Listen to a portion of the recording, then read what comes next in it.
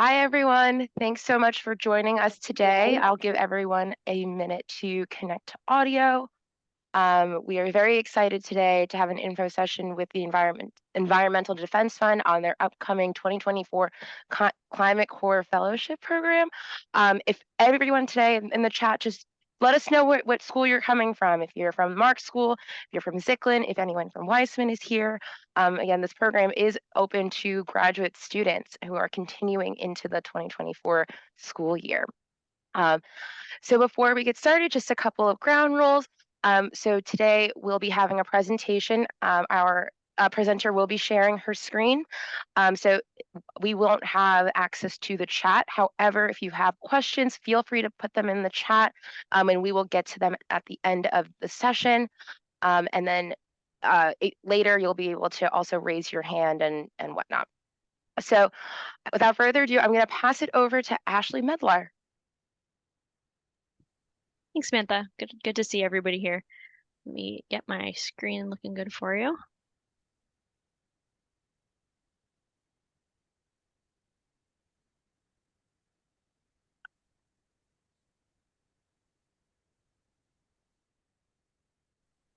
And while Ashley is also getting it set up, I also want to shout out to our two graduate students from Baruch who just recently completed the Climate Corps program. So we have Andrew Rubenbauer, who is an MPA student, and Nishi Patel, who is an MBA student. So if you guys want to say hi quick, you can also do that. Yeah, super glad to have you both here today. I think my screen is good. So thank you all for your patience. But yeah, as Samantha said, my name is Ashley Medlar. I'm joining from EDF's Climate Corps program.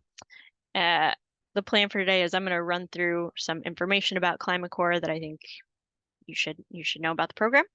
Then we're going to hear from Nishi and Andrew about their fellowship experience, so you can hear what is an actual person's experience of all that information I just talked about.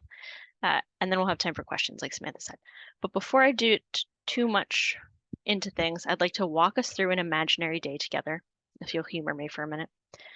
So on this imaginary day, you wake up, you get out of bed, you brush your teeth, you get dressed, put on your favorite handmade earrings, you make some peanut butter and jelly toast for breakfast, you have some errands to run, so you take the subway downtown. You would take a different subway, peak in New York, but for the sake of example. So your errands are, you got to stop at the bank, you have to grab some stuff from the pharmacy. While you're at the pharmacy, you pick up a treat for yourself.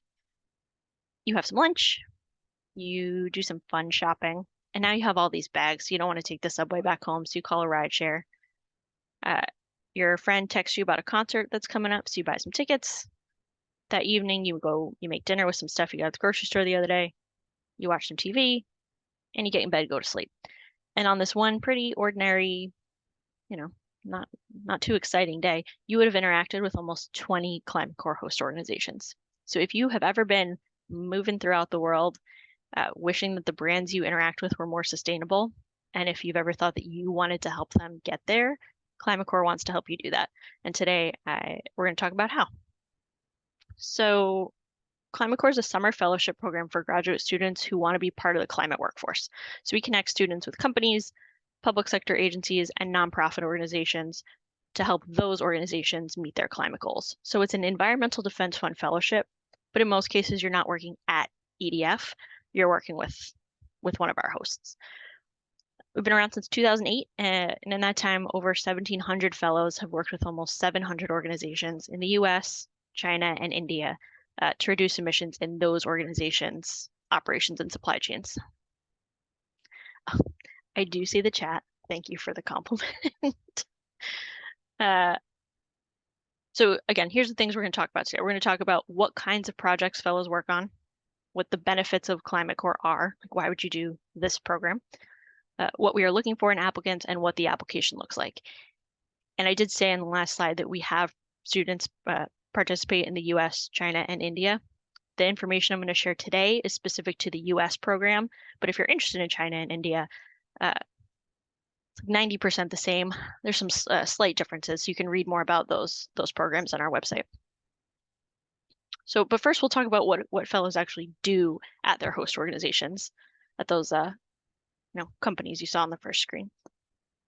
So this summer, fellows are going to work on 8 different kinds of projects: animal agriculture, food waste reduction, climate commitments and roadmaps, environmental climate justice, renewables and energy efficiency, supplier engagement and scope 3, and zero emission vehicles and fleet transition. It's a long list. Over time, we have shifted the kinds of projects fellows work on based on where the sustainability landscape is and where we think it's headed, the kinds of impact these projects can have, and how they align with EDF's priorities and expertise. We want to make sure that we're placing fellows in projects that we can support you in, right? You're not just kind of flying solo. And fellows do this work at organizations across a pretty wide spectrum. You saw a lot on the first screen, but those were a little bit more consumer facing. Our top 5 host organization industries overall in 2023 were financial services, tech, energy or utilities, retail and apparel, and government and public administration. So MPA students, you're certainly in the right place, even though there weren't a whole lot of cities up on that first screen. I've included some more 2023 host organizations at the bottom of the screen here. So that's like at a very high level what you do and where you do it. But right now I'm going to share 3 examples of Climate Corps projects so you can see what do those actually mean? How do they work together? Because I'm only going to talk about 3. This is obviously not representative of all those project types. But I'm hopeful this will kind of give you an idea of the sort of work you might do. And if these 3 examples or Andrew and Nishi's examples don't really touch on the kind of work you're interested in, on our website we have a database of every single class Climate Corps project, and Samantha put a link to our website in the chat. But there you can read about the kinds of work you are interested in doing. But hopefully this gives you a little sense. So Pratik worked with the city of Cincinnati to develop an equity forward EV infrastructure plan. So the city of Cincinnati came to Climate Corps and felt that the transition to electric vehicles presented a unique opportunity for them to be able to reduce carbon emissions and improve air quality and advance environmental justice in their city. So what Pratik did was identify suitable locations for installing EV chargers across the city, propose policy recommendations for kind of nudging the adoption of EVs in historically marginalized communities, and outlined a few next steps that the city should take to ensure that EVs are accessible to everyone, particularly low-income households. At Etsy, Sophia developed proposals for circular e-commerce packaging pilots to reduce Etsy's Scope 3 greenhouse gas emissions.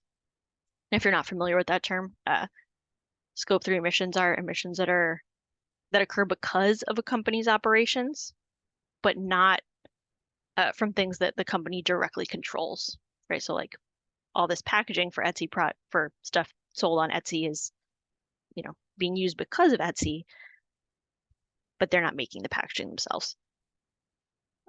So anyway, as a result of Sophia's work, now Etsy can make better decisions on how to help sellers take advantage of circular packaging, so packaging that can be reused, and has a roadmap of next steps for how to roll out a pilot program.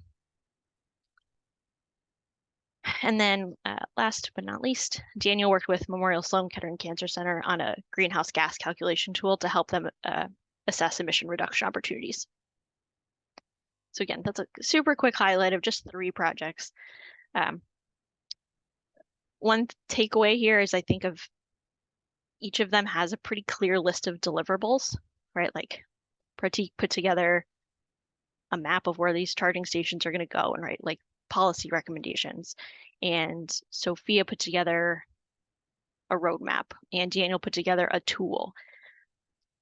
And to the extent possible, we want everybody who participates as a fellow to walk away from the summer with something that they can point to as a concrete accomplishment. Like, this is my project, this is what I did. And we really value that project-based approach versus more kind of ad hoc work. There are certainly some fellowships that end up that way, but we really push as many hosts as possible to identify one clear project for you to do.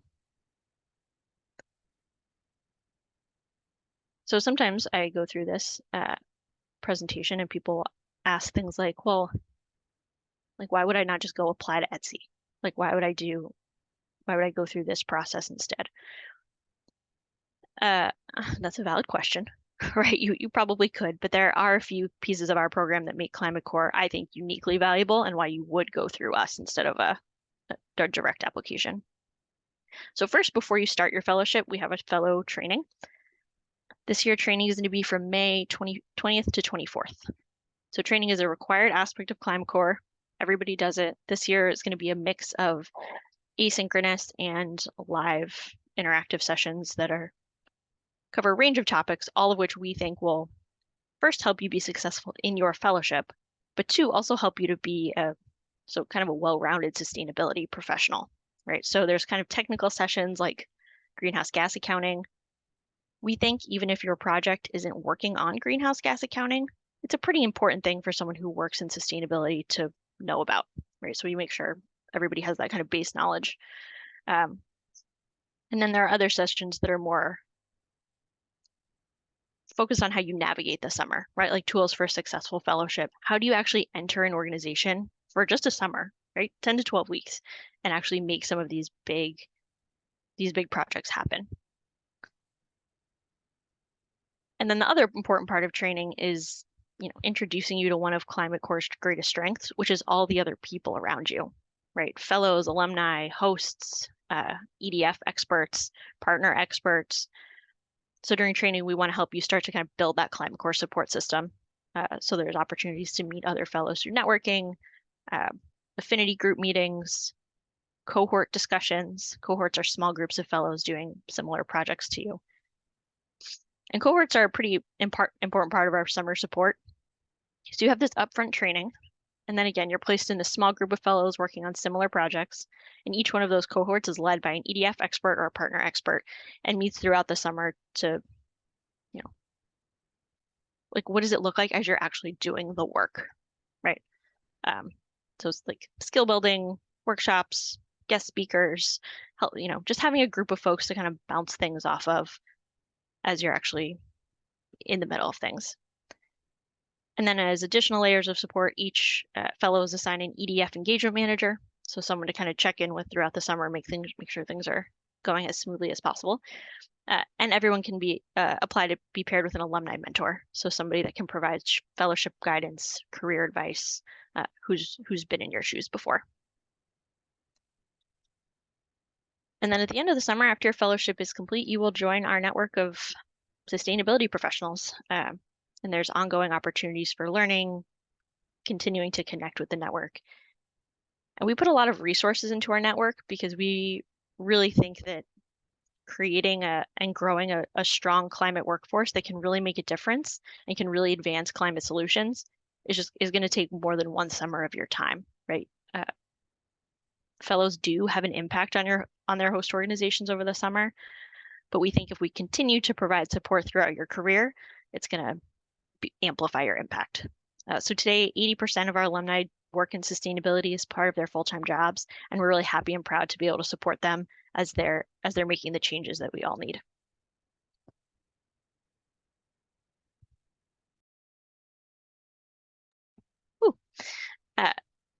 So, all right, how do you join?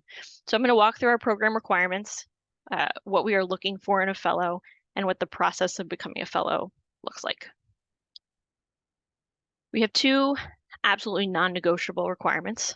First, you must be enrolled in a graduate degree or certificate program right now, which you all are probably by virtue of being here. So that's good.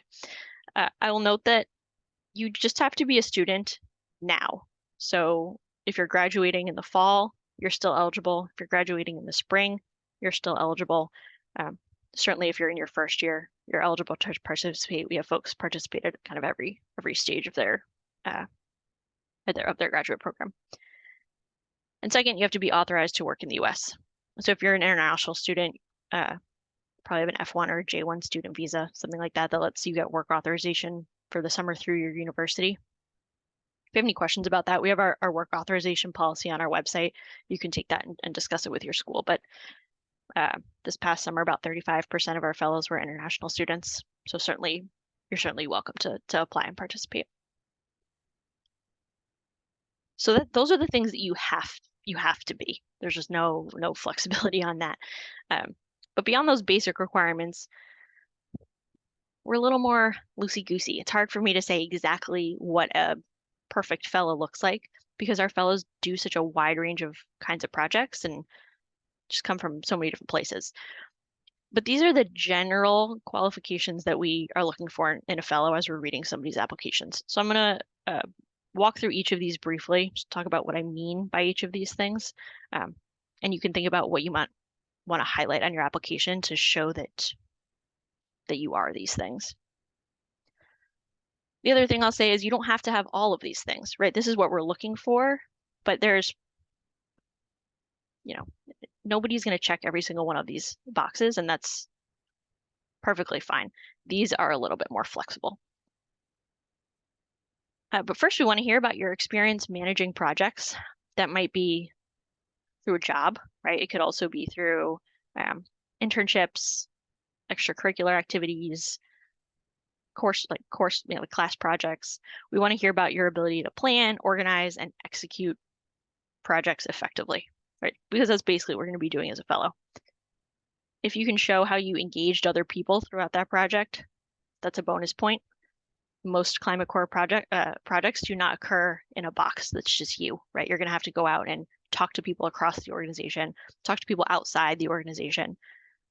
So as much as you can kind of show us that you are skilled in that, the better.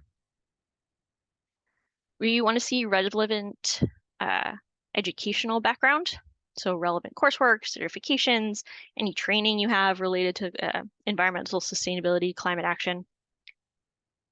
And for this, anything you'll have completed prior to starting the fellowship is relevant. So you can feel free to include coursework you're planning for the spring, even if you haven't taken it yet, just like put a little star so we don't ask you your opinions about something that you have yet to learn about.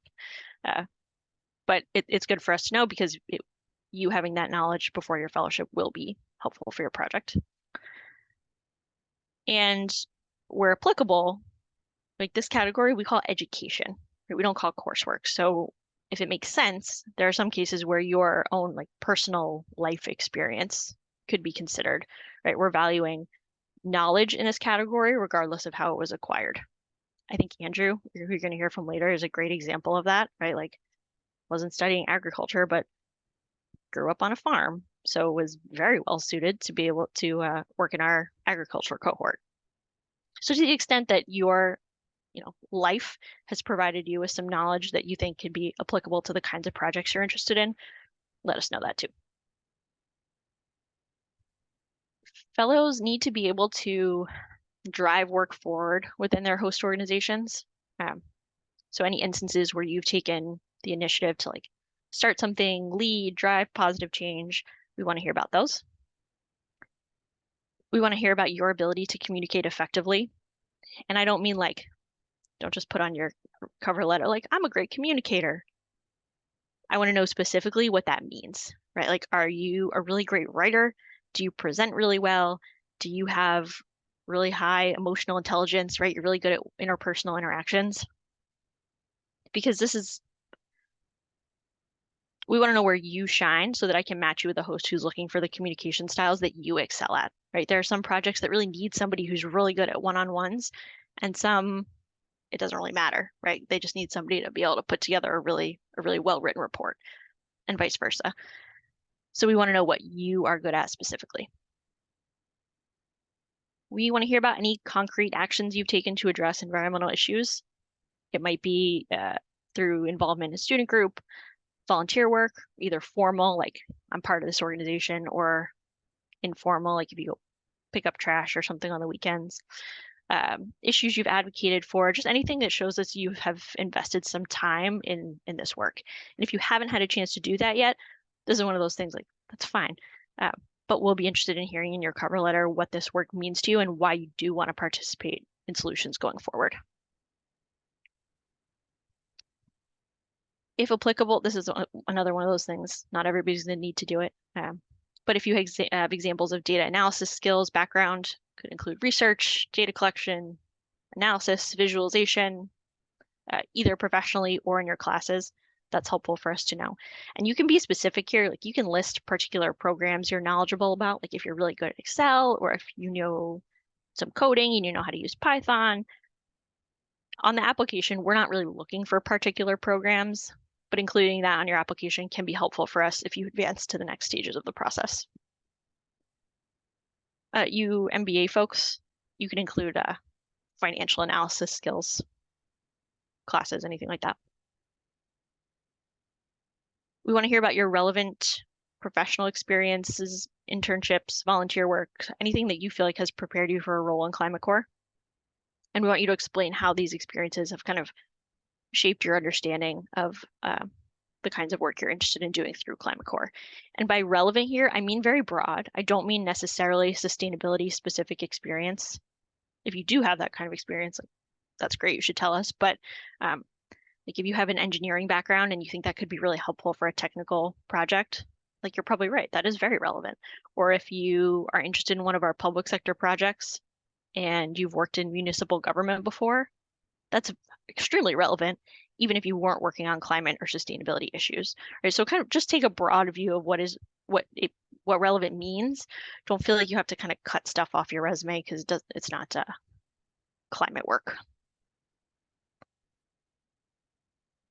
Climate work does often involve unforeseen challenges. So to the extent that you can demonstrate your adaptability, willingness to work in different kinds of environments, that is helpful for us to know. We want to hear about your ability to work effectively with people from diverse backgrounds, perspectives. Inclusivity and cultural competency are pretty essential in being able to address climate change as like a global issue. So we're looking for people who believe that that's important. And along with that, I just want to take a minute here to highlight the diversity of our fellows. This is a quick snapshot of our 2023 US cohort. But similarly, we want to make sure that our program is inclusive and including people from all over to be able to create lasting environmental solutions. You know, EDF's mission is a vital earth for all. So we kind of need all involved. And we are looking for fellows who also believe in the power of inclusive climate work and who believe that bringing a diverse group of people to the table is important. One of my favorite things on this slide is this list of degrees. Like, who would have thought that we would have a Master of Fine Arts student in this fellowship program, right? Like, we really do need people from all different kinds of backgrounds. And last but not least, we're looking for a genuine enthusiasm for joining the Climate Corps network and being part of Climate Corps. Because like I said before, this isn't just about this summer. This is about, the rest of your career. So we want to make sure that you are really bought into this program and excited about it for now and for the future. So, this looks different for everybody. Maybe you're particularly passionate about climate action. Maybe it's you want to show us how Climate Corps fits into your career path really well. Maybe you want to tell us how you're going to participate in our network. Whatever feels like honest and real to you. But we do want to see that you're excited about it. And that's it. As you can see, only a few of these were really directly related to prior experience or education in sustainability. And I really do mean that. I think sometimes people don't believe me. They're like, okay, but if I don't have sustainability experience, do I have a real shot? Or are you just kind of are you kind of making that up? And if you can make the case for the other things we are looking for, absolutely yes.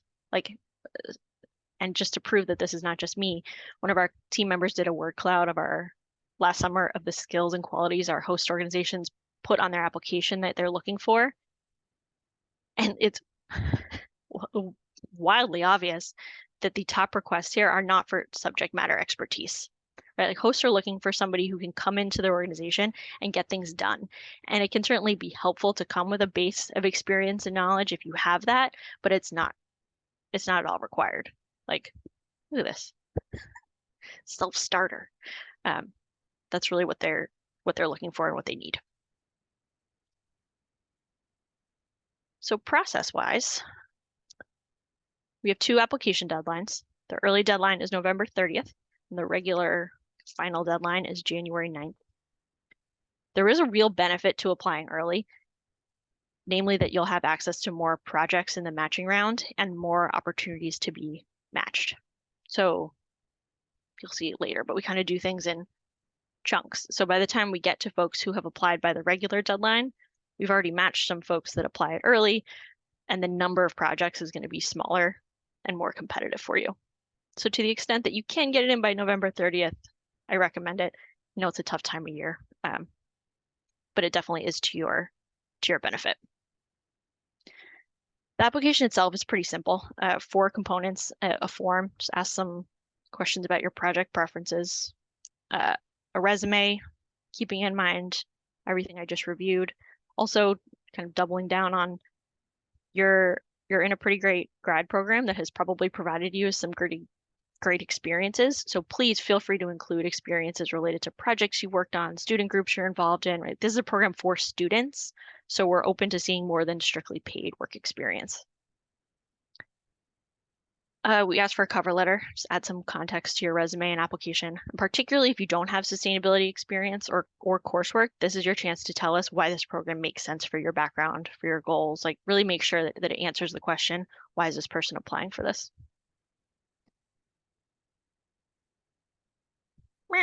And then the last thing is references. So we'll ask for 3 references.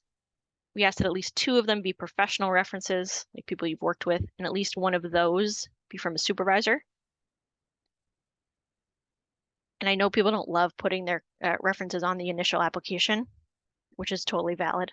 But I do promise you that we will not reach out to those people until you have moved to the interview process, and we'll give you about a week's notice before we reach out to them, so you'll have time to give them a heads up. What they're asked to do is an online form that should take like 10, 15 minutes. It's not a huge ask of them. And then from there, successful candidates are invited to an interview. At this point, we don't have a list of projects available. We don't know exactly what fellows will be doing and where. So the interview is meant to be more of a general assessment of your ability to serve as a Climate Corps fellow doing something and to learn more about your goals and your interests. The main sections are some behavioral questions, a case study, and to give you the chance to ask questions about the process. We get the most questions about the case study, so a couple clarifying remarks.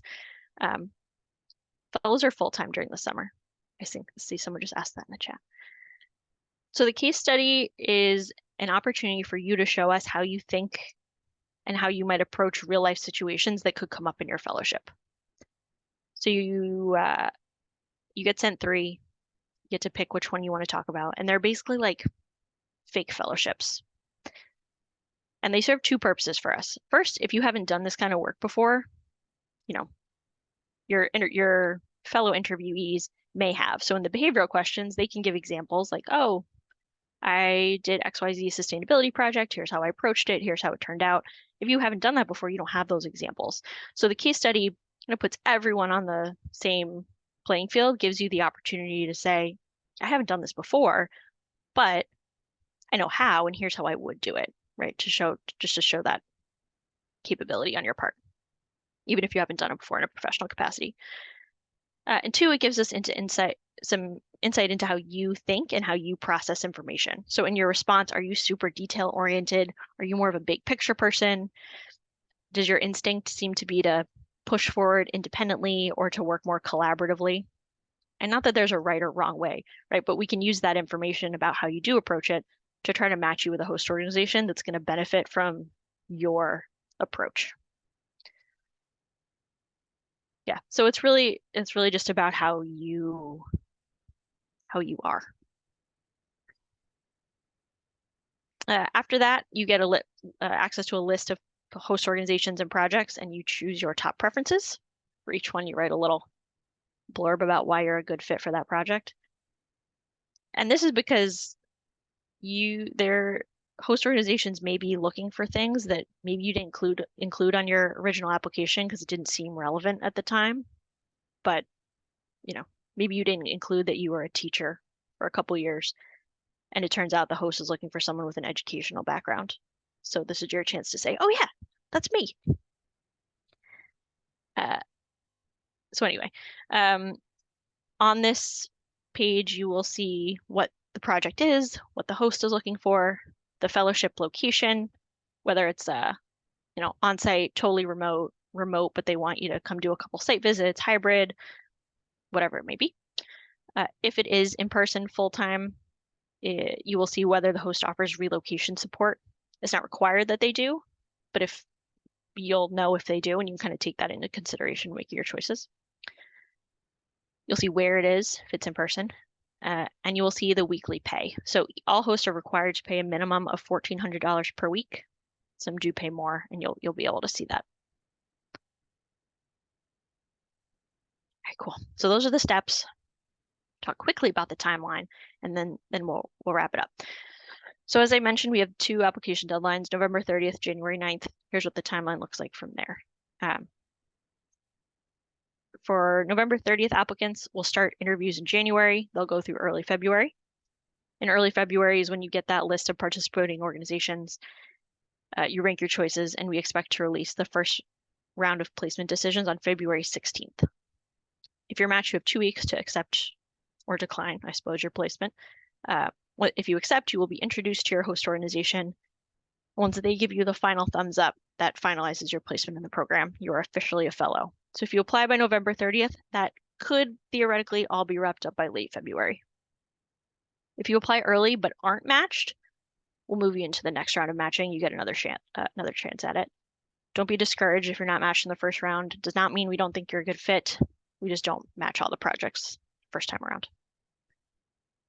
January 9th applicants will have their interviews in mid to late February, get access to the project list the last week of February, and have placement decisions released on March 8th. And if you're not matched in this round, we'll continue to match on a rolling basis until every project's filled till we have our final cohort.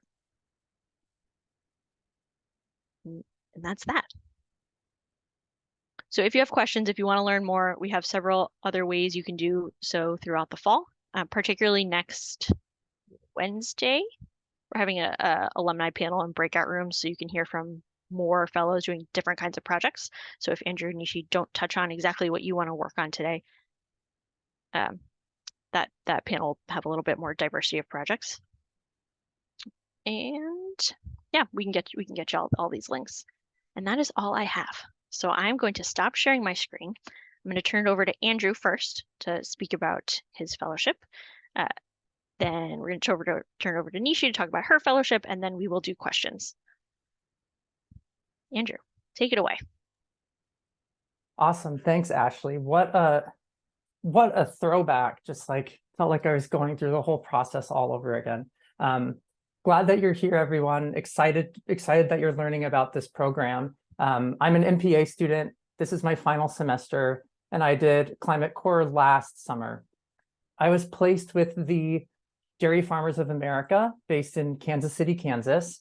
DFA is the largest milk marketing cooperative in the United States, with about 11,000 farmer owners in 48 states. And they supply 29% of the US's total milk supply. And I'm fortunate enough to still work there today, pushing along a lot of the things that I got started over the summer. But as mentioned, I'm a former farm kid, and I wanted nothing more than to get away from the farm. But somehow in all of my classes in the MPA program at Baruch, I just started to naturally focus on the intersections of climate, agriculture, and socioeconomic policy. But I had no professional climate or agriculture experience. I'd previously only worked in arts administration and advertising, which was why this fellowship really appealed to me as like a career transition mechanism. And to be honest, it was only a summer commitment. So if I didn't like it, that would also be really informative for me to course correct later. But I highlighted this story as well as my project management, marketing, and communications experience through the many stages of the application process, really noting that this would be totally new for me, but I hoped to get some real on-the-job experience before I started my final capstone project that I'm working on this semester and then graduated in December. And also, surprise to no one, Baruch is not an agriculture school. So I wanted that professional in-office agriculture experience just aside from like my childhood chores. And the summer brought everything that I'd been researching in class to my desk, from reducing methane emissions from cows burping to ensuring farmer economic well-being through the decisions that we made every day. And it was a meaningful experience that did inform my capstone that I'm working on now and informed where I want my career to go. And it was surprising by how well EDF matched my skills and noted areas for growth with not only the company, but the projects and the individual team members themselves. I was a little shocked when I opened my placement email and saw Dairy Farmers of America and Kansas, but I couldn't imagine spending the summer anywhere else. It was just such a great fit. And I worked on a lot of projects over the summer. It just kind of continued growing and growing and growing. But the overarching theme was reducing methane emissions or improving soil health, improving climate conditions, while also improving farmer revenue. We did it through grants like the USDA's Climate Smart Commodities Grant or a recent Regional Conservation Partnership Program grant. I did some analysis of the carbon market, looking at a lot of different vendors, as well as barriers for entry and potential processes that we could build. And then a lot of project management for customer projects that purchase the farmer's milk, customers like Starbucks and Nestle and Hershey. And I was fortunate enough to feel connected to EDF the whole time. I was the only fellow in Kansas, one of the few in the Midwest, but I had an engagement manager that I talked to quite regularly. And there was a cohort of 3 other fellows that were also working on animal agriculture projects, and we were all pretty new to it. So our meetings became a space, they were every couple of weeks or so, where we would learn from each other. We would learn about the industry. We would discuss the challenges we were facing and really support each other. And it was led by a cohort manager from EDF and a number of other like EDF climate agriculture staff came as well, and we could learn from them and get their support and build relationships. And I still talk to my cohort regularly today.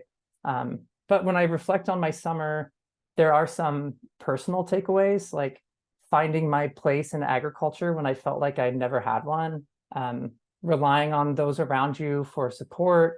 It really improved my confidence in myself and my work and what I've been studying at Baruch.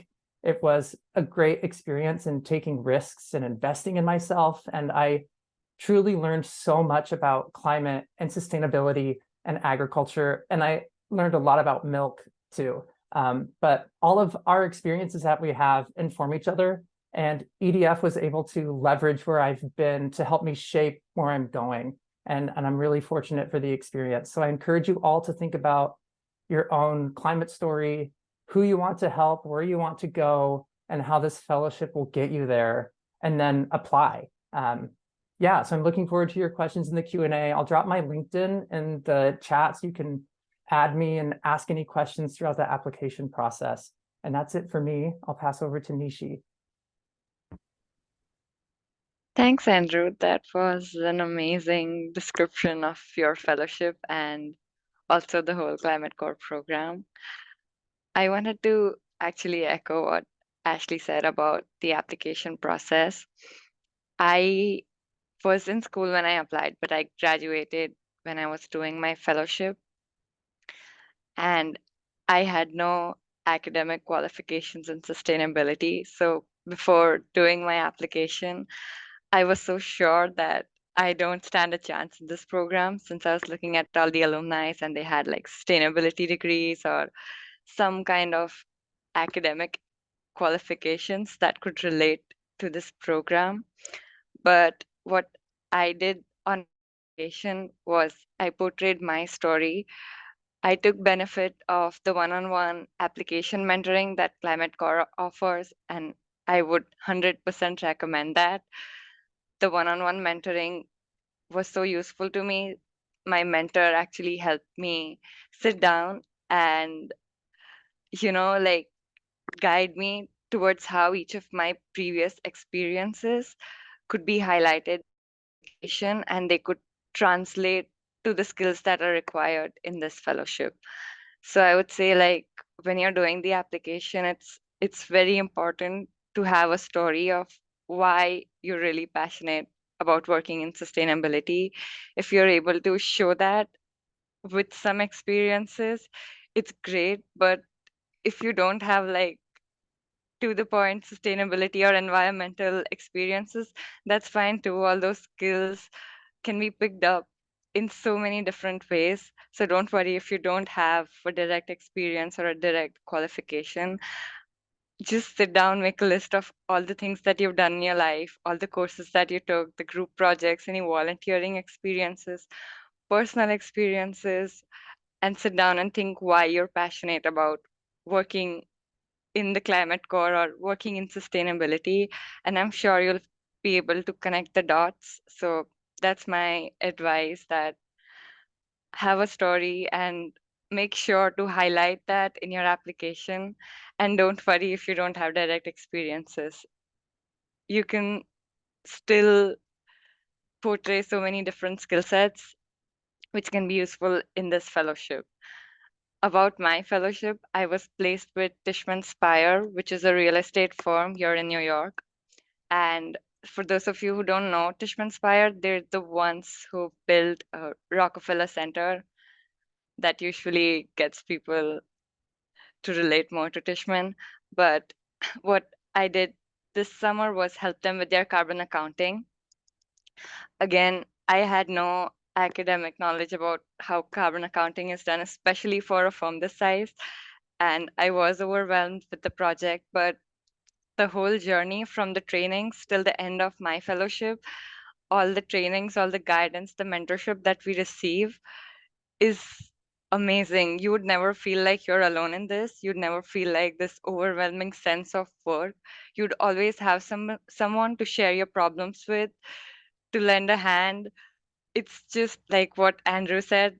It's like a family, and everybody is always ready to help you throughout your journey, right from the beginning, right from your application process till the end of your fellowship. And for me, it was like I didn't exactly know what I wanted to do in the climate space. I just knew that I wanted to do something. This was like an eye-opener moment for me where I could sit down and go through the different things that the sustainability realm covers inside it, and then select in which area I want to be focused in. So if you're like me, this is a great opportunity, and please, please make use of all the resources that you have. And with that, I'd like to pass it over to Ashley. I'll also drop in my LinkedIn in the chat if anybody wants to connect or know more. Thank you both. Those are great. Those are great stories, great advice. I hope everybody, took notes, was paying attention. So I think now if folks have questions, either for me about Climate Corps or for Andrew Rishi about their experiences, or Nishi about their experiences, yeah. And I think Samantha's gonna kind of moderate our Q&A. Yeah, definitely. Thank you so much, Ashley, Andrew, and Nishi for sharing that. I've been here kind of just taking notes for myself. Like that employer word cloud was amazing, and Andrew and Nishi just hearing about your experiences.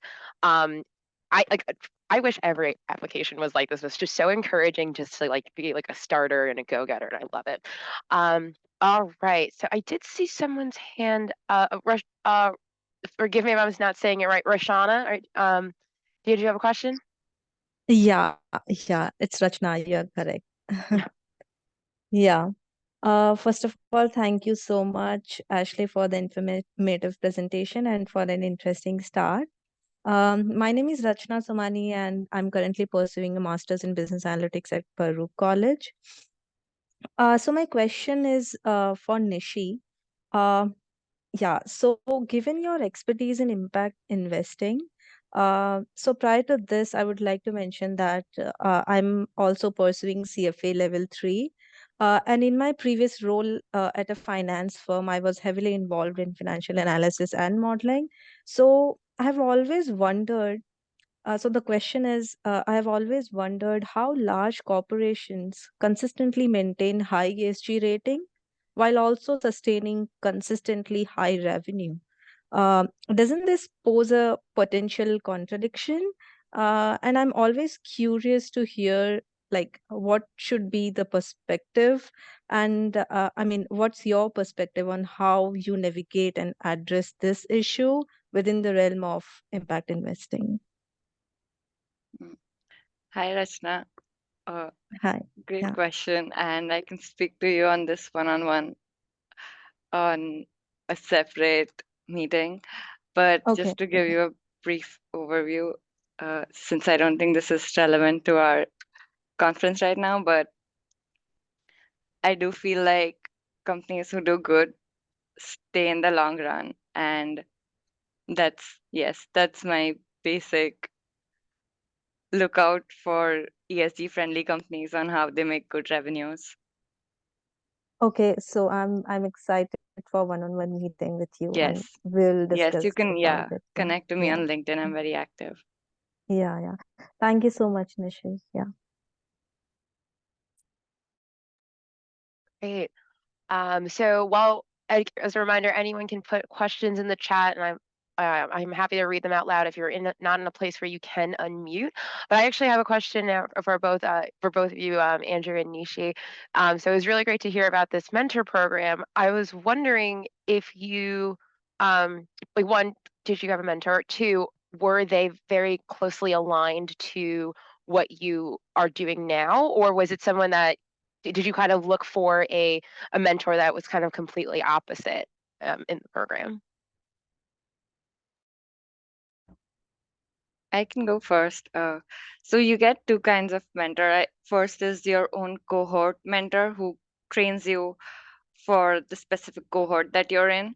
That mentor is supposed to help you, guide you with your project related stuff or everything that you're working on. Specifically, any questions that I had in the work that I was doing, I would reach out to him. They're super responsive, super helpful. But apart from that, we also have a career guidance mentor that's like an optional thing. And that mentor is specifically to help you network on how you can communicate better with your teammates or just how you can adjust to the dynamics of the team that you're working in. So you get both kinds of mentorships, which was again a great advantage. Yeah, I think my career mentor is an electrical engineer. So not close to what I do at all. But yeah, that was someone that I went to and I was like, I think I want to keep working here. Have you heard of any other people that have stayed on at their fellowship and how they approach that process? It's great. Thank you so much. And yeah, that was I was kind of hoping to hear like, oh, someone that's completely not in my field, like even acting as a mentor, because I'm really loving this theme of like just really promoting like the start of a career, really promoting that, this is an opportunity for people who are like getting their feet wet in the space and all that stuff. So yes. So anyone have any questions? 10 meet. Thank you, Samantha, for having us here, and thanks for this opportunity to share the insights about this program. So I just have a quick question, like what does a day-to-day work looks like for a fellowship program? Like once you enter the organization, what a typical day looks like? What are your roles, responsibilities, or something if somebody can talk about? I can take a stab at it. Right. Before, I kind of thought of myself initially as like an external consultant. And I thought about like my old jobs had hired a lot of consultants and I never had a great experience with them. So I was like, okay, I'm not going to do what they do. And I'm going to try and actually be a member of the team here. But before you show up on site, you work on a job plan with your host organization and you like approve it before you even show up. So you have a lot of expectations of, okay, I'm going to be doing 3 summer projects before I show up here. And then the day-to-day is just like, it was so different for me. And my project kind of changed and evolved throughout the summer, but it was just about being flexible. It was really about my first couple of weeks, I focused on meeting as many people as I could in the office and trying to connect all the pieces of the processes and understand the company culture. So then those final like 10 weeks, I was able to run more quickly. Okay, thank you, Andrew. And thank you, Nikki, for sharing your experience.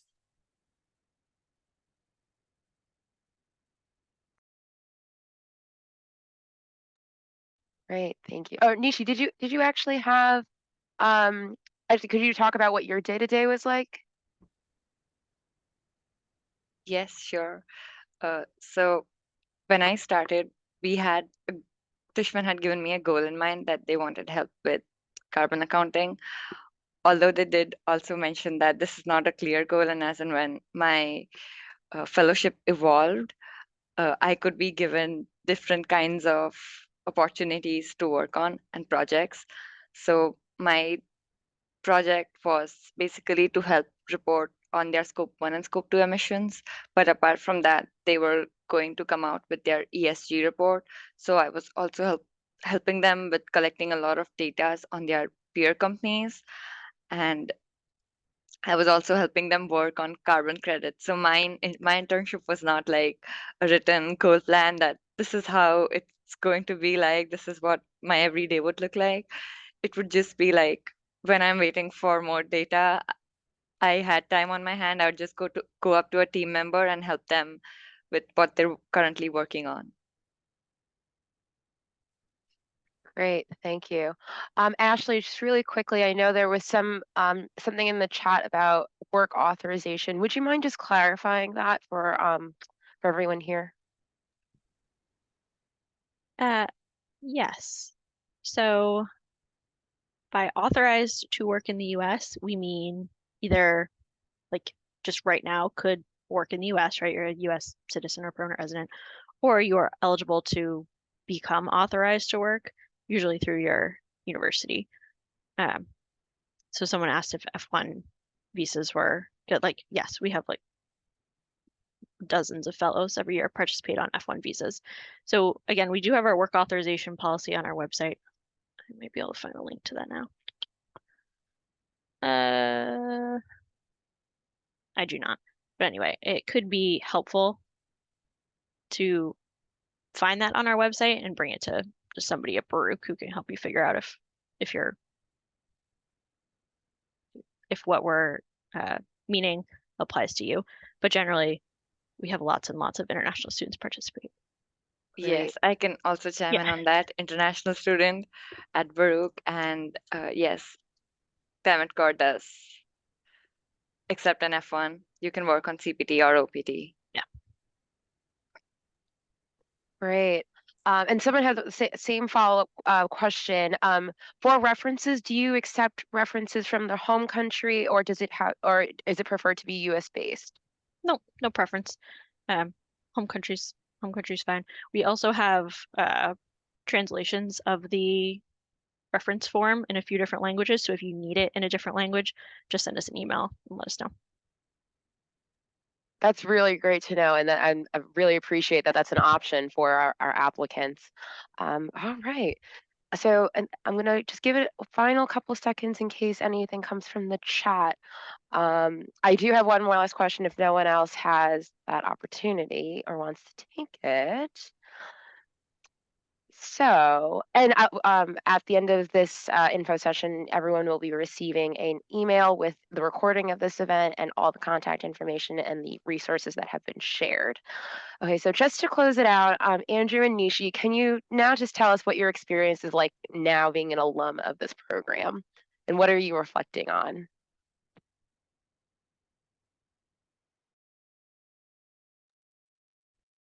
I can take a stab at it.